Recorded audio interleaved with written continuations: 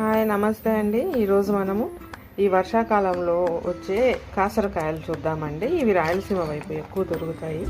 చాలా చిన్నగా ఉంటాయి. వీటిని ముందు వెనక కట్ చేసుకొని ఇలా 2-3 సార్లు కడిగి శుభ్రం చేసి పెట్టుకోవాలి అండి. వీటికి చాలా మెడిసినల్ వాల్యూస్ ఉంటాయంటారు. ఇది వర్షాకాలంలో మాత్రమే దొరుకుతాయండి. వీటితోని ఫ్రై చూసుకుందాము. ఒక మందపాటి మూకుండ తీసుకుందామండి.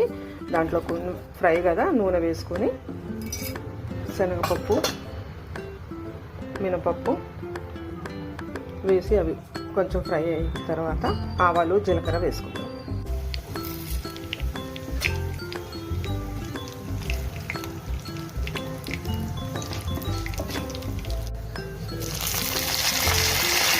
కరివేపాకు,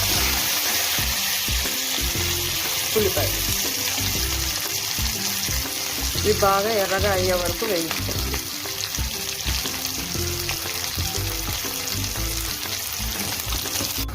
ఇప్పుడు మనం శుభ్రం చేసుకున్న కాకరకాయలు వేసేస్తున్నాం.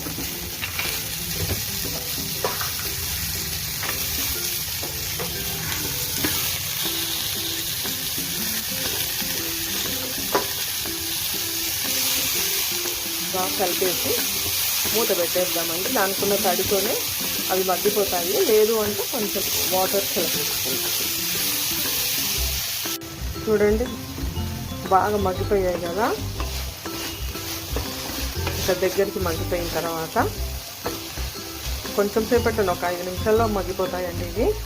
ఇప్పుడు మనం ప్రిపేర్ చేసుకున్న ఎండు కొబ్బరి, పుట్నాల పప్పు, వెల్లుల్లి పొడి ఉంది కదా, దాన్ని వేసేసుకుందాం.